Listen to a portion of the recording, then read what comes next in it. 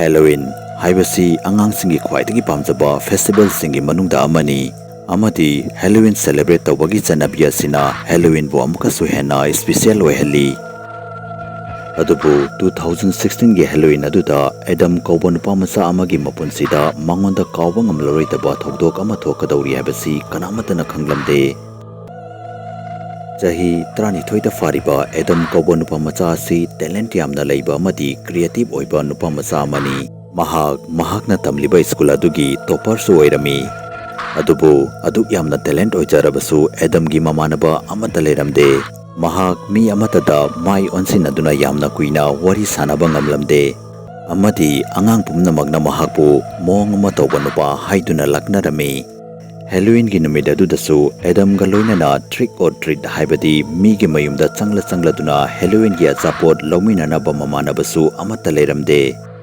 mahak mathwai adu yamna nungaitana mayumdagi thoklaklami adubu mahakna mayumdagi hek thoklakpaga mahaki school gi classmate khara thengnarami mamanaba sing aduna mahakbu hek upaga laknarami amadi khanaba thiba horaklami Adam mahaki classmate sing adugi mataw adu upada kappa horaklami amadi mafam adudagi chenduna chatki chela duna Adam mafam adudagi yamna thapna mahakna amukta fok chatriba mafam amada laklami mafam adu yauraba matungda mahakna mapi adu teithokla duna mafam adugi akoiba adu koyeng yengduna leirami mahakna lepliba mafam adudagi khara thaplapna mahakna mallaba yum ama leiba urami mahak yum adudagi Halloween gi achapot lawba changlami adubu yum adugi thong aduda chawba so ama panduna leiba urami so panduna leirambadu ubada mahakna maningle thokpuna chatki haiduna hek tawbaga yum adugi manakta mahakna uden box haibadi ugi upumasa ma taduna leiba urami Adam na upumasa adubu hangdoktuna yenglubada upumasa adugi manungda iPad ama yauduna leiramba thengnaki Adam na iPad adubu hek thenglubaga iPad adugi light adu ngalaklami amadi iPad aduda play haiduna tharaklami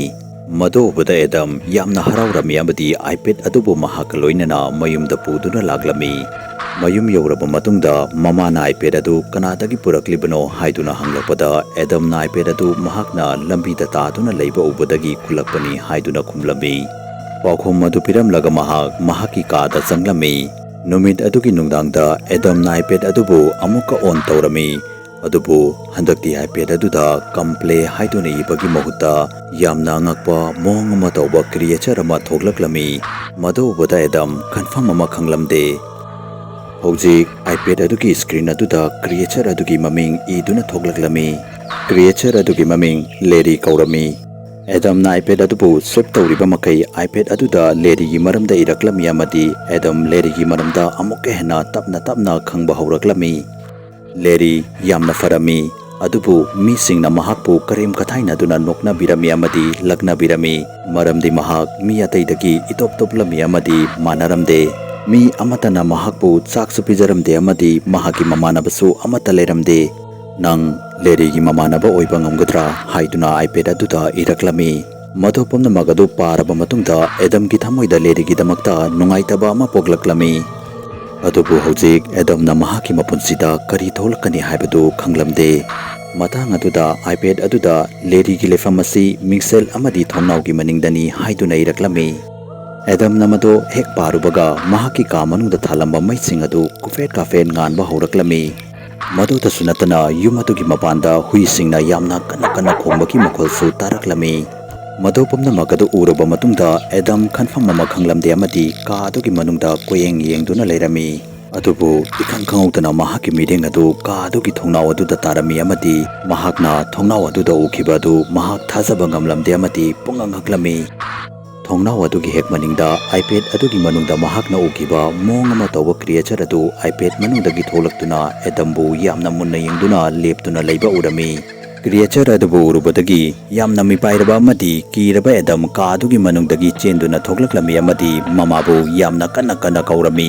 mahak chela duna mahaki mamagi ka manungda changlami adubu mahakna ka adugi manungda hek changbaga mahaki mamagi hakchang adu mingselda yanduna leiramba thengnaki amadi mahaki mamagi mamida du mapanda chongthoktuna leirami Madu pumnamak adu uraba matungda Adamgi mamit mamang adu mamsillaklami matang aduda mahakna amukasu ka adugi thongnaw aduda yeirakpagi makhol ama tarami. Adamna thongnaw aduda yenglubada thongnaw adugi hekmaningda creature haibadi leri leptuna leiba urami. Ikhang khangawdana leri mahaki makhut adu thangatuna Adam tamna kanna chensilaklami. Madu ubada Adam mafam aduda wanthaduna tarami. Adamna mamit pangthorapada mahak hospital amada admit tawduna lerami. Mahaki manakta mahaki mapabong leptuna lerami. Adamgi mapana ngarang ahing makhoigi mayumda huranba changlami amadi huranba sing aduna mahaki mamabu hatoklamle haiduna su hairaklami. Adubu Adamdi mahaki mapana hairiba wasing adu amata thajaramde. Mahakna ukiba creature haibadi hingchaba adugi mami adu Adamgi makoktagi kawba ngamlaroidaba mami ama oina leihurgani. Thogdok adugi matungda iPad adu Adamgi mayumdagi mafam khangdana mangki. Adamna iPad adubu yum adugi mafam pumnamakta koitei thirami adubu iPad adu yum adugi manungda thiba fanglamde. Numit adugi matungdagi Adamna creature adu amuk hanna uba fangkide. Adomna kari khali leri hairiba creature asi tasegna leiramgadra natraga mase panumagasi Adamgi wakhalna oiramgadra haibadu comment ta soidana haibiramu. Facebook ta Manipuri horror story gi Facebook page fu follow tobiramu. Loinana karigumba wari asu mayamna pambi taragadi channel asibu subscribe tawiramu amadi video asibu like and share amam da tawiramu. Mathangi video da amuk unarasi habsiga loinana yungkupam loyangan bana mayam pumna mukti kainabagi yathang nizari.